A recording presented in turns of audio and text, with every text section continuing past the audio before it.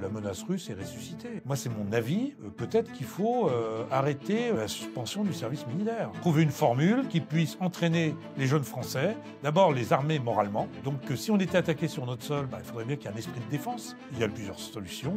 La solution israélienne, la solution suisse, faire des périodes d'instruction au port des armes, d'instruction civique, mais de la vraie instruction civique, pas de la guimauve, leur dire voilà, un jour il se peut que le pays soit attaqué, que vous soyez amené à tuer.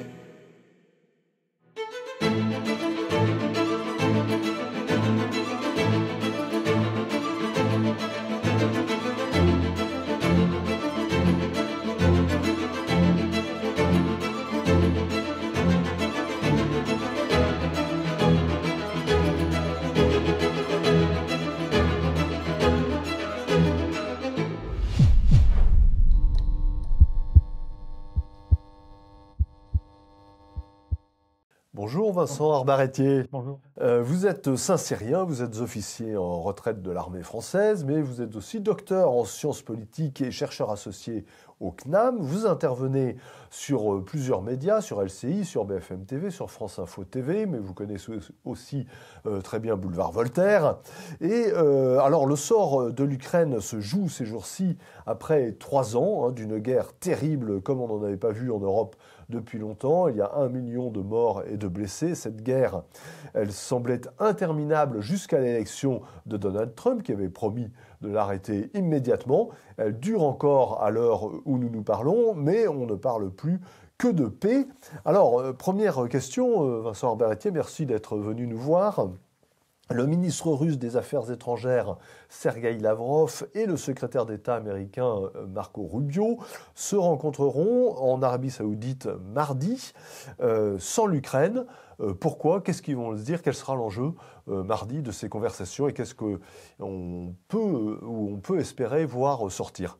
Alors, ils se sont déjà rencontrés, en réalité, et ensuite, ils vont de nouveau se voir pour négocier pas simplement sur l'Ukraine, mais également sur les positions respectives des États-Unis et de la Russie pour, en fait, je dirais pas se repartager le monde, puisqu'on n'est plus ni à Yalta ni à Potsdam, mais pour trouver un modus vivendi de deux superpuissances. Parce que même si la Russie est une puissance économiquement faible, c'est ce que s'accorde à reconnaître la plupart des experts, c'est la plus forte puissance nucléaire mondiale. Donc en fait, ils se rencontrent pas simplement pour parler d'Ukraine, mais ils se rencontrent aussi pour parler, par exemple, de limitation d'armement stratégique, reprendre les limitations des missiles à portée intermédiaire, c'est-à-dire 1000 km, et puis aussi, l'année prochaine, il y aura l'échéance concernant les missiles stratégiques, la limitation des missiles stratégiques. Donc, évidemment, eux, États-Unis et Russie, qui ont des milliers de missiles nucléaires en réserve, ils doivent aussi s'accorder sur la limitation de ces armements qui sont terribles et qui pourraient d'ailleurs déchaîner un enfer nucléaire et sans doute la fin de notre civilisation. Alors on voit bien qu'on est au-delà de la guerre en Ukraine, oui, mais on y reviendra tout à l'heure. L'Europe, en attendant, était très présente au début de la guerre dans toutes ces grandes tractations internationales.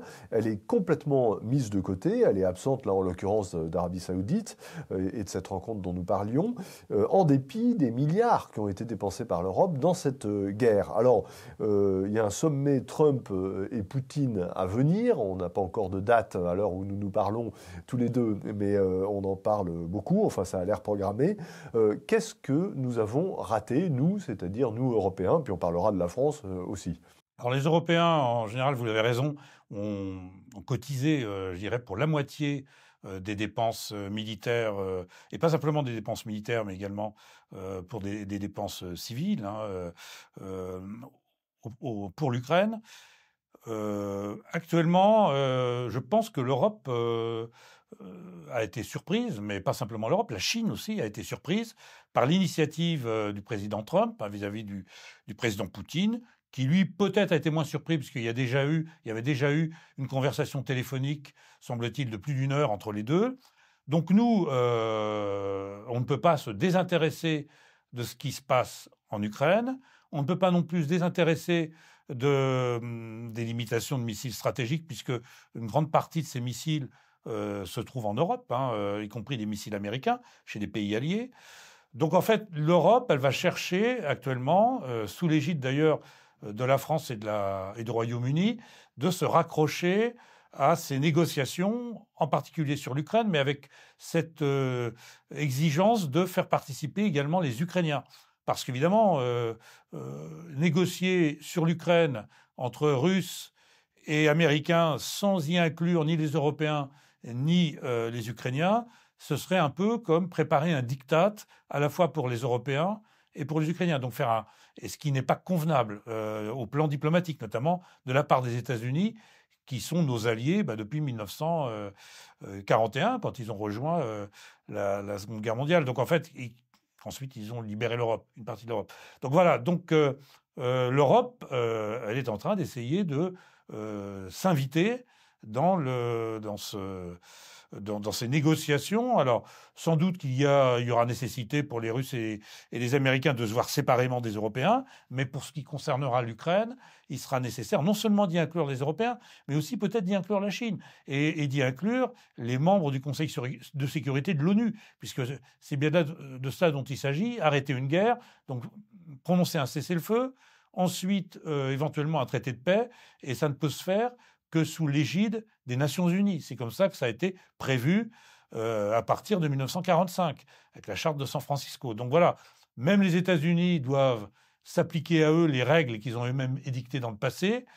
Quant aux Russes, évidemment, ils sont belligérants, donc il faut voir ensuite dans quelles conditions ils acceptent ou non ce cessez-le-feu, d'ailleurs les Ukrainiens aussi, parce que ces négociations peuvent durer très longtemps. Par exemple, sur la Corée, quand il y a eu la guerre de Corée en 1950, les premiers pourparlers ont commencé en 1951, et il a fallu attendre la mort de Staline pour conclure un cessez-le-feu, un simple cessez-le-feu, sachant qu'il n'y a toujours pas de traité de paix. La mort de Staline en 50... En 53. Donc en fait, ça a été le déclencheur de cette volonté des deux côtés, du côté américain, parce que les Coréens du Sud ne reconnaissent pas ce cessez-le-feu, mais ils l'appliquent.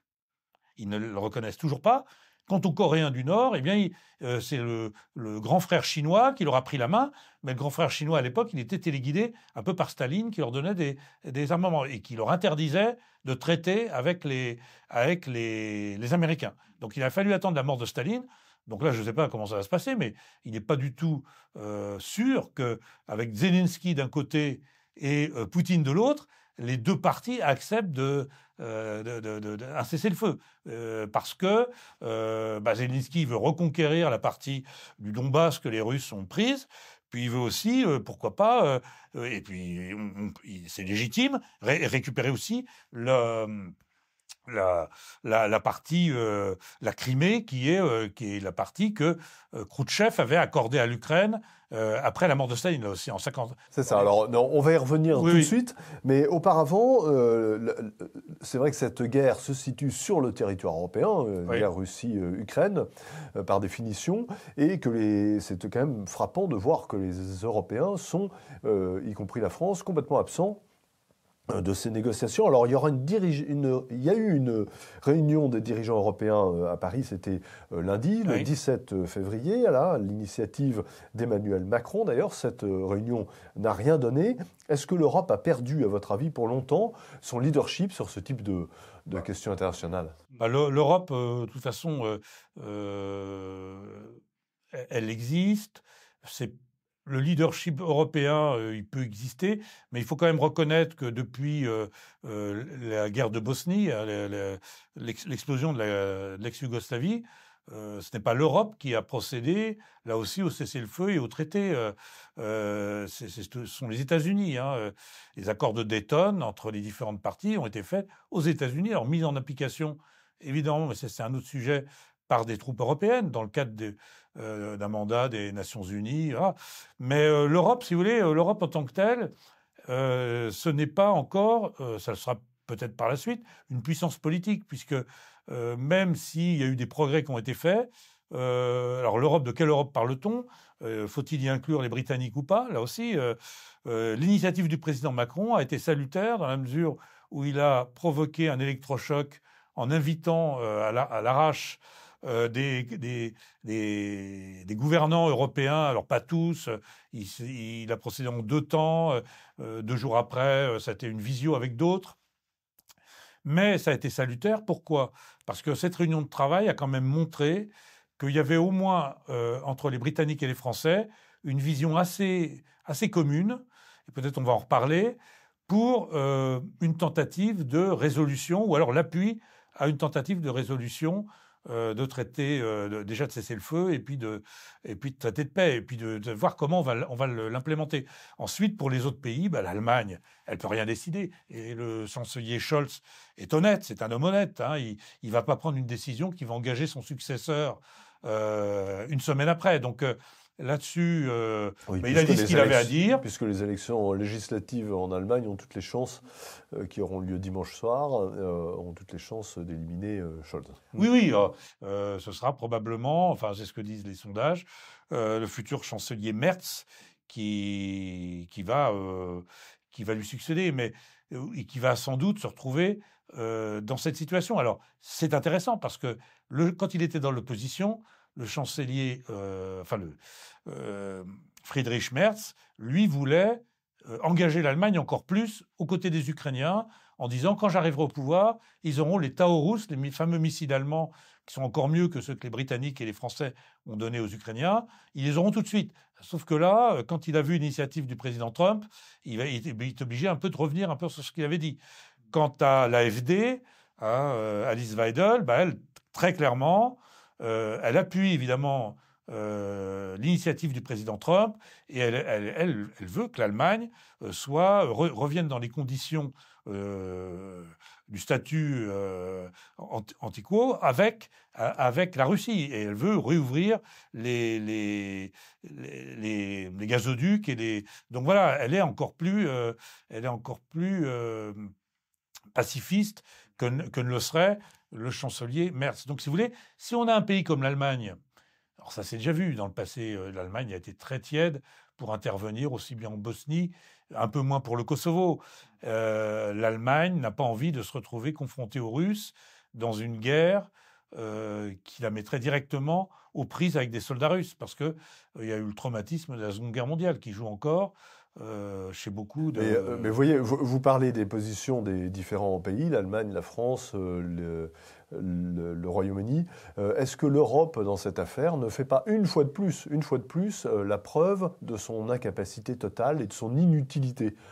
Alors, inutilité, je ne pense pas, parce que l'Europe, elle doit essayer d'exister au plan politique comme elle existe au plan économique. Enfin, sans Trump, il n'y avait pas d'initiative de paix. En fait, non, parce que l'Europe, comme elle avait rejoint la position de l'administration Biden, qui était de soutenir l'Ukraine. En fait, l'Europe n'était pas dans une posture d'un traité de paix avec la Russie tant que l'Ukraine n'aurait pas récupéré au moins une partie de ses territoires. Si vous voulez. Ensuite, l'idée de l'Europe, ça a été dit par notre président et puis par Ursula von der Leyen et puis par d'autres, c'était de faire en sorte que la Russie ne soit pas triomphante dans ce conflit avec l'Ukraine, de ne pas laisser gagner la Russie. Alors évidemment, c'est compliqué parce que quand vous n'intervenez pas directement dans le conflit, quand vous ne faites qu'apporter des armes, elles se retrouvaient un peu comme l'étaient les Français et les Britanniques, et voire même les Soviétiques, dans leur aide aux républicains espagnols contre Franco. Donc la France, les Soviétiques et les Anglais ont fourni des armes, des volontaires, mais ils n'ont pas réussi à renverser le sort de la bataille. Justement, quelle est la situation du front, puisque vous êtes un ancien officier? Est-ce qu'elle est tout à fait bloquée? Est-ce qu'on a encore une avancée des Russes? Est-ce qu'on se bat encore en Ukraine? On dit qu'il y a eu 1000 morts ou blessés par jour. Est-ce que ce conflit s'est un petit peu atténué aujourd'hui à l'heure où nous parlons ou pas du tout? Alors c'est très difficile à dire parce qu'il y a différentes sources. Quand vous consultez Internet, moi je consulte des sources ouvertes comme tout le monde, vous avez différents instituts, anglo-saxons, allemands et puis d'autres. Vous avez aussi les Russes et puis les Ukrainiens. Donc en fait, on peut dire qu'effectivement la guerre, elle est est très mortifère. Il y a entre 800 et 1000 morts par jour, encore aujourd'hui. Hier, on a fait mention d'une contre-attaque ukrainienne pour justement empêcher l'encerclement des forces ukrainiennes sur le Donbass autour d'une zone logistique voilà, que les Ukrainiens avaient déployée. Et donc, en fait, les Russes grignotent depuis au moins 2 ou 3 mois quelques kilomètres carrés tous les jours. N'empêche que il est très compliqué pour les Ukrainiens, sans doute faute de munitions, et puis aussi faute de relève, parce que leurs soldats, quand on fait la comparaison entre l'année dernière et cette année, autant qu'on puisse le savoir, eh bien, les soldats qui sont sur le front du Donbass actuellement ne sont pas relevés. Et ça, c'est compliqué. On le sait bien en France, quand il y a eu la Première Guerre mondiale, une des grandes choses qu'a fait Pétain, le général Pétain à l'époque, ça a été la relève. Il a fait tourner tous les régiments de l'armée française sur Verdun, au moment de Verdun. Eh bien, les Ukrainiens n'arrivent plus à faire la même chose pour toutes sortes de raisons, parce qu'il y a des endroits où leurs troupes sont encerclées.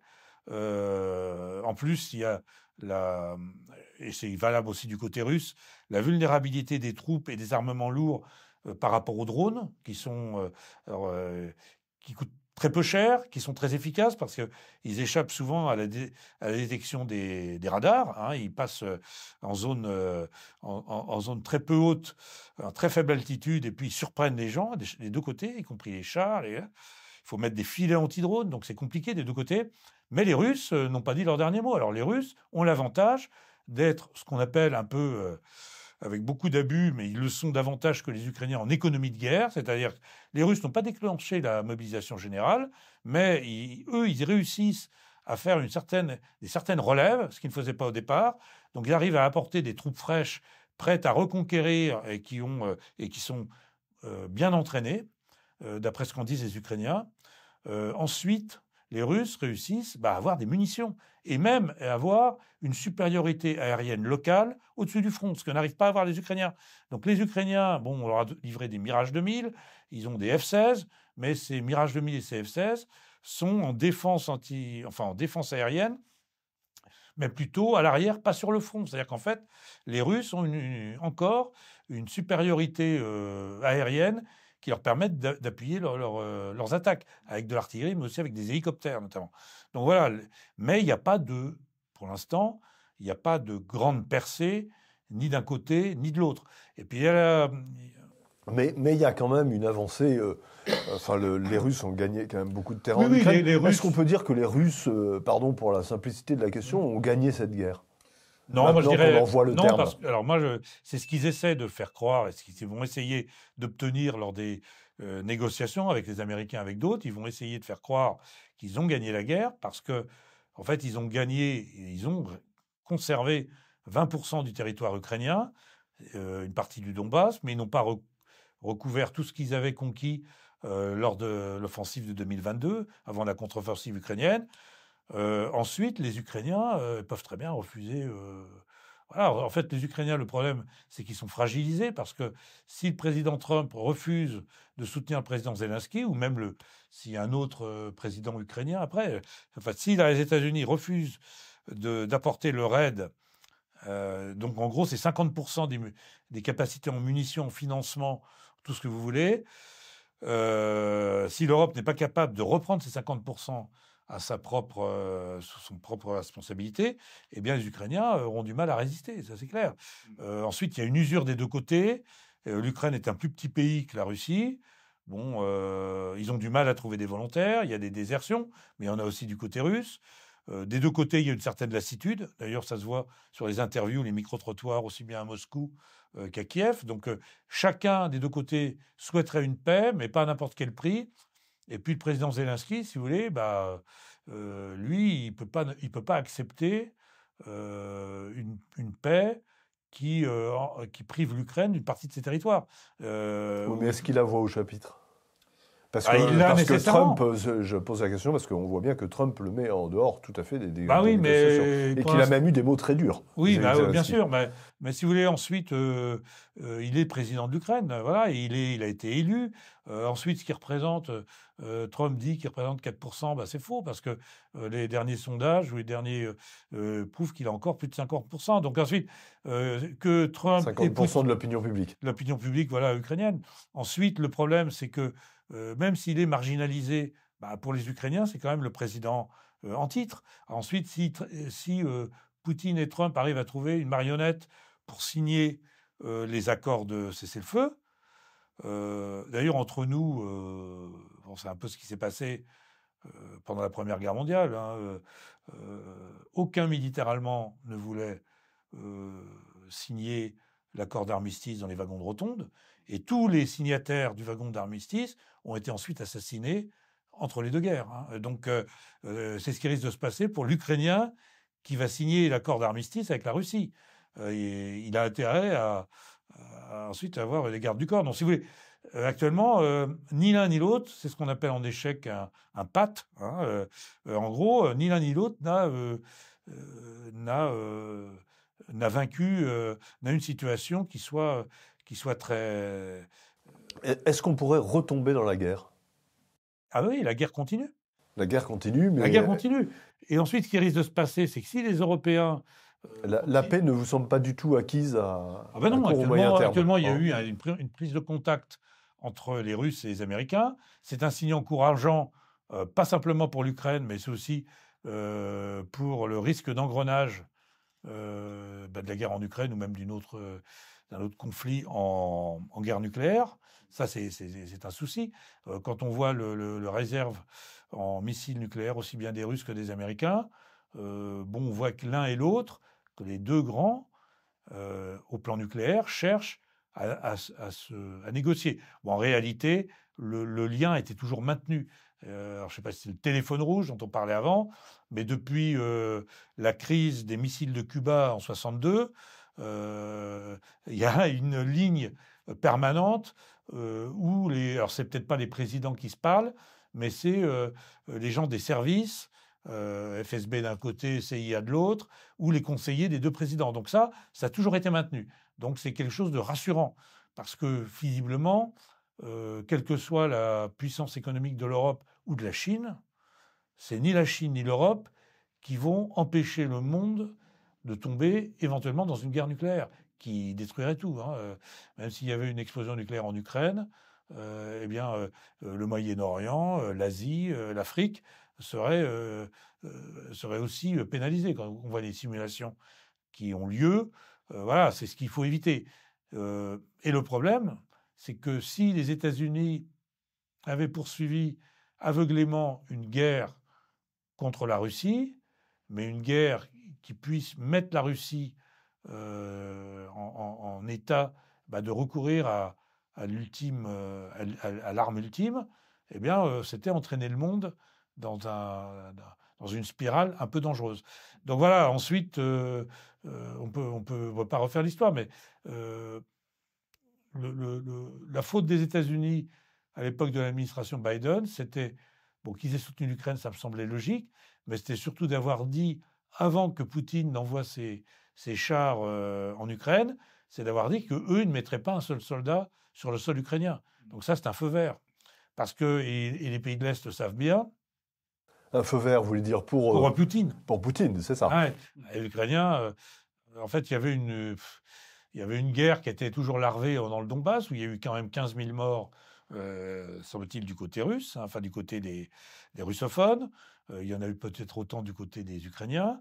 Donc en fait, il y a eu une guerre depuis 2014, en dépit des différents accords de Minsk, qui continuaient, des échanges de coups de canon des deux côtés, un peu comme il y a eu entre la guerre des 6 jours et les années 72, une guerre entre Israël et l'Égypte, où ils se tiraient au canon, mais avec moins de morts, des deux côtés de la ligne de cessez-le-feu, si vous voulez. Donc cette guerre, elle a dégénéré. Poutine a voulu y mettre fin brutalement en provoquant la chute du gouvernement Zelensky.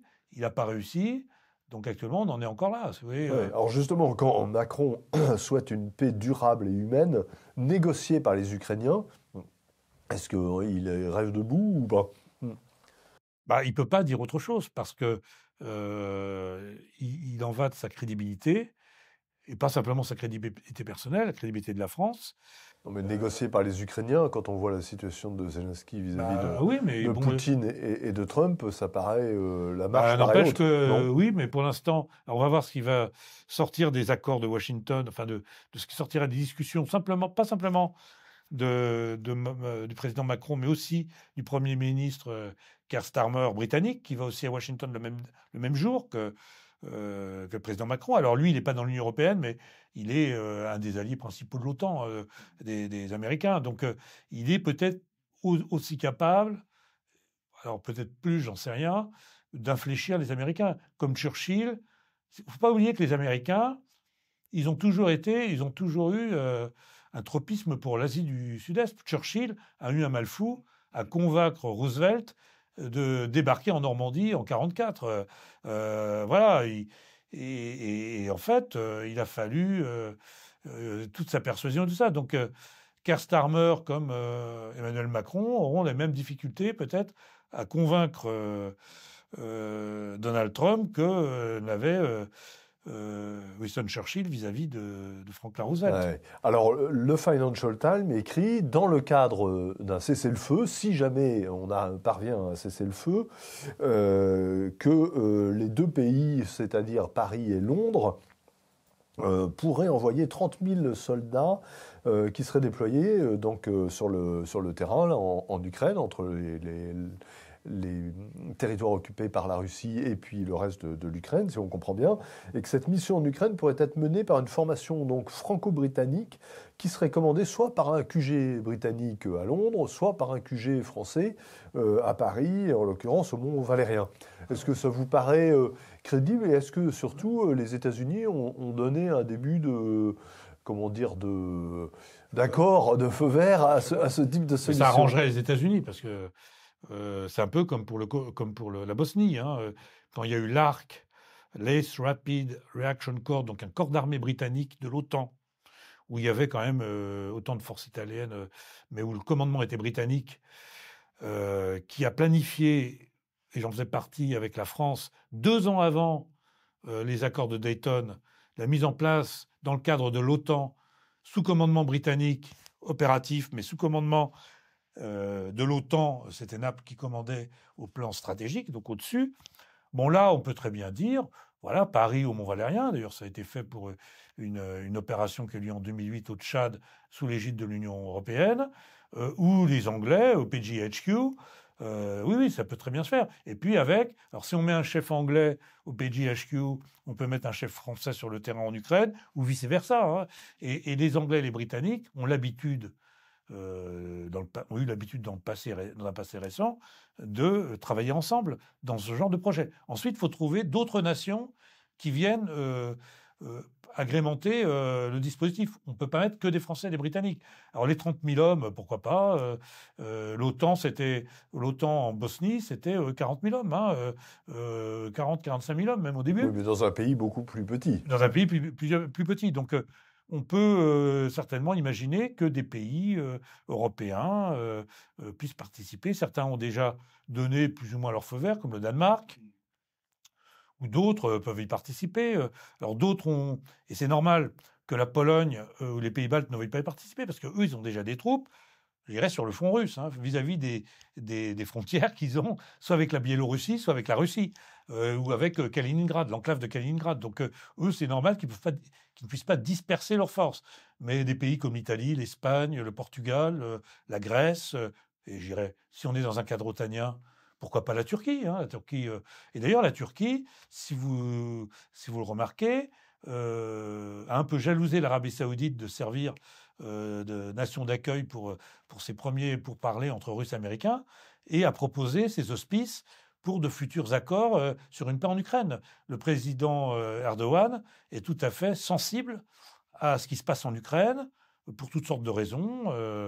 Il a lui aussi une frontière avec la Russie, et il est sur la mer Noire. C'est lui qui détient les clés des détroits des Dardanelles, et il est partie prenante. Hein, et il doit être partie prenante. Donc, si vous voulez, vous avez des pays Et puis, il faut aussi prévoir, pourquoi pas, d'autres pays en dehors de l'Europe et en dehors de la Turquie. On peut prévoir des pays ailleurs qui participent à un effort de paix dans le cadre de l'ONU. De toute façon, il faudra bien un jour ou l'autre qu'il y ait une résolution de l'ONU pour pour officialiser la présence de cette force dont ne veulent pas les Russes pour l'instant d'ailleurs. Hein. Ils le disent ouvertement, mais ils peuvent négocier.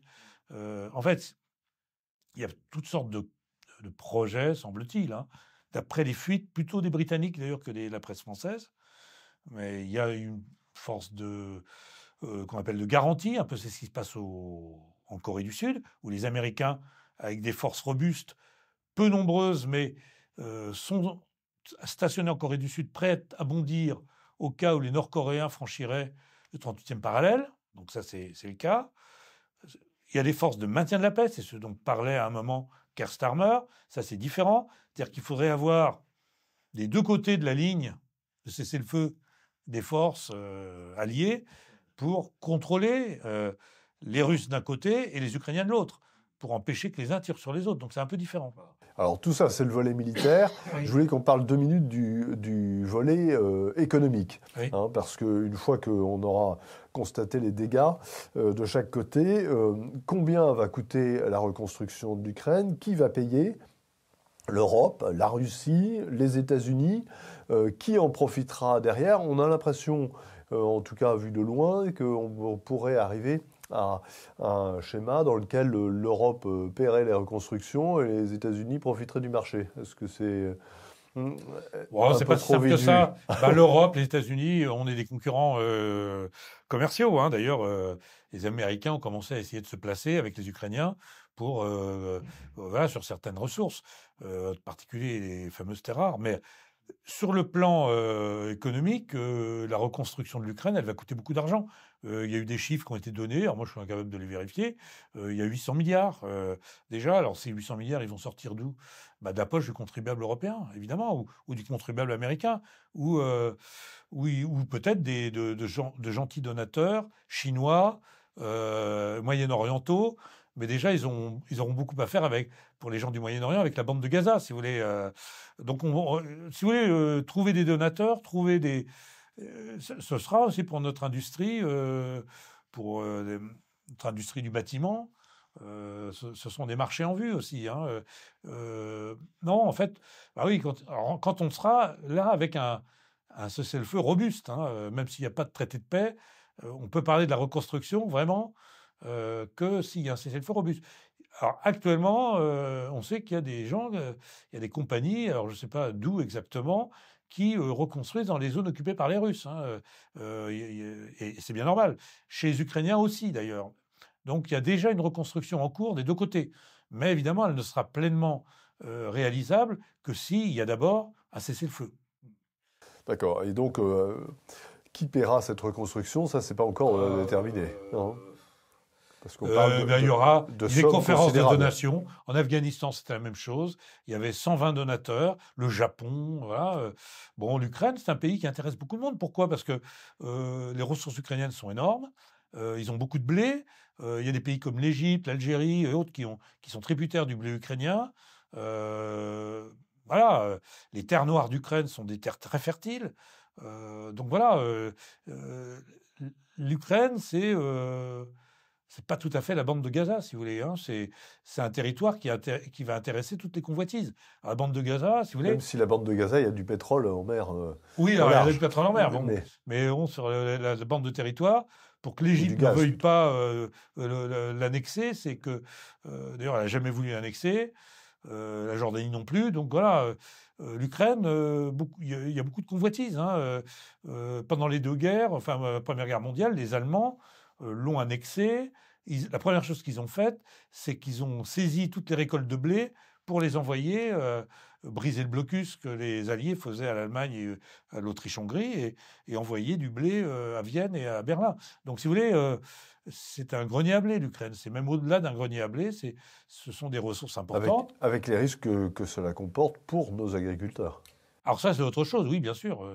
Ensuite, dans les marchés intérieurs des différents pays européens, c'est une concurrence. On le voit bien, d'ailleurs, on l'a bien vu au début de la guerre en Ukraine, quand il y a eu des clauses y a eu certaines causes qui ont permis au blé ukrainien d'être importé dans des pays européens comme la France ou d'autres. Oui, oui, bien sûr. Alors, l'heure est venue de conclure. Est-ce que nous avons appris quelque chose sur le plan stratégique lors de ce conflit? Je parle de nous, c'est la France. Que faut-il changer à notre armée, peut-être, et à notre stratégie? Est-ce que ça a modifié un petit peu la donne? Alors, il y a deux choses. Au plan de la stratégie, on a compris qu'une guerre à haute intensité était dans le domaine du possible.